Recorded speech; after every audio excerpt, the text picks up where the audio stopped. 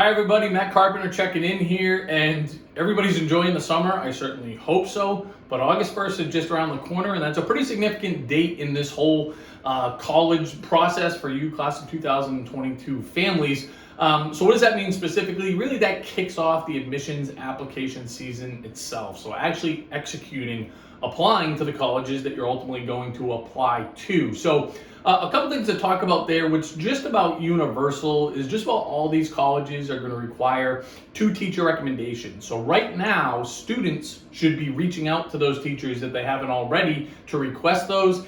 It's very good practice to be in the front of the line, not at the back of the line once they get swamped, once everybody gets back to school and now they're writing their 30th teacher recommendation. We might not get the same quality as the ones as if we were in the front of that line. So that's something that we can control right now.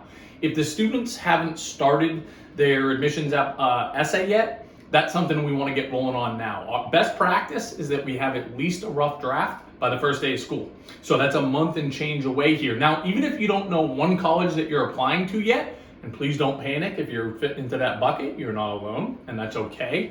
But we can still start working on that main essay for that all these colleges are going to require, or at the very least firmly recommend. So that's where we want to be from an admissions standpoint. From a financial standpoint, we can't start applying for financial aid for next year until the fall, but what we can do and what we are doing and what we are recommending is that we get ahead of that process and give you all the opportunity to be at the front of the line to have your financial aid applications completed and submitted once they do become accessible for next year. So what that means specifically is that we are going to fill out for you this year's FAFSA that won't be relevant because we'll have to do it again after October 1st, but you'll have the chance to review it, ask any questions, and that our process that puts you in the front of the line to have them completed once the next year's one, the relevant one, actually becomes accessible. So you're all going to have that option.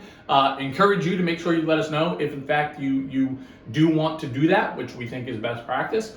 If you don't, no problem. There's no obligation. If there's any questions around that, certainly happy to answer them. And of course, as you're formalizing this list of colleges, include us in those conversations. You have the technology college aid pro, but you might want some recommendations for us. Who's going to get the most financial aid? Who's going to get the most scholarships? Do these projections look right? As always, we're here for you. But that's about where the 8 ball is right now. So hopefully you're somewhere within that. If you feel like you're a little bit behind, let's kind of get it moving, or just confirm that that is in fact the case, and we'll verify that or let you know that we're in great shape. So look forward to talking soon.